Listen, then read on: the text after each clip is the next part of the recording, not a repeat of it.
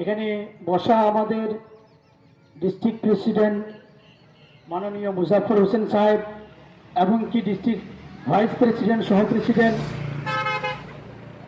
মুজাফর আনোয়ার সাহেবের সাথে সাথে রয়েছেন তার ভাইস প্রেসিডেন্ট মুজিবুর রহমান সাহেব। আজকে এই মিটিংয়ে আমাদের উদ্দেশ্য ছিল একটা আলাদা, যার কারণে এই মিটিংকে ডাকা হয়েছিল। কিন্তু আমরা সকলেই জানি যে ভারতবর্ষের মধ্যে আমাদের রাজনৈতিক অবস্থা কি, দেশে কি চলছে সবাই আমরা অবগত। কিন্তু যেহেতু আমাকে 1 মিনিটের জন্য বলার অনুমতি দেওয়া হয়েছে, তো 1 মিনিট আমার বক্তব্য কীর্তি করব। আজকে মেন উদ্দেশ্য হচ্ছে, আমরা সকলেই জানি যে দেশের অবস্থা কি এবং কি বাইরে কি হচ্ছে।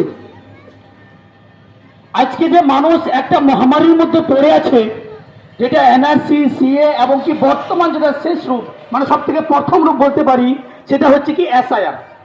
এসআইআর থেকে শুরু, তারপরে হবে সিএ, তারপরে হবে এনআরসি, মানে শুরু হয়ে গেছে, শেষটা বাকি। দিদি আগে যেরকম বলেছিল যে খেলা শুরু হবে, মানে এবার খেলা শুরু হয়ে গেছে। কিন্তু একটা জিনিস মনে রাখতে হবে, এসআইআর করুক, এনআরসি করুক, এতে তো আমরা কোনো মতো সহমত নই। কিন্তু মাননীয় মুখ্যমন্ত্রীর আমাদের একটা কর্তব্য ছিল যে উনি যেহেতু রাজ্যের মধ্যে আছেন, কেন্দ্র সরকারের যেহেতু ক্ষমতা বেশি, কেন্দ্র সরকার যেহেতু এসআইআর করতে চেয়েছে, তাহলে মাননীয় মুখ্যমন্ত্রী তো বিরোধী করা অবশ্যই দরকার।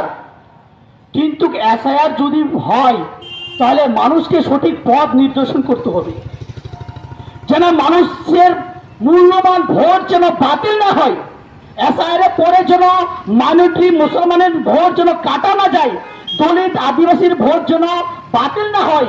এই জন্য মাননীয় মুখ্যমন্ত্রী কিন্তু কাজ করা দরকার ছিল। কিন্তু আমাদের মুখ্যমন্ত্রী করলেন কি, একটা টুক করে ভাষণ দিলেন, বাংলায় আমি এসআইআর হতে দিব না। কি বললেন? বাংলায় আমি এসআইআর হতে দিব না, বিজেপির দালালকে বাংলায় ঢুকতে দিব না। তোমরা চিন্তা করো না, বাংলার মানুষের একটা মূল্যবান ভোটও কাটতে দিব না। এই ভাষণটা মাননীয় মুখ্যমন্ত্রী দিয়েছিলেন। কিন্তু আফসোস, মাননীয় মুখ্যমন্ত্রীকে আমরা ভোট দিয়ে 3 বার, মাননীয় মমতা বন্দ্যোপাধ্যায়কে 3 বার ভোট দিয়ে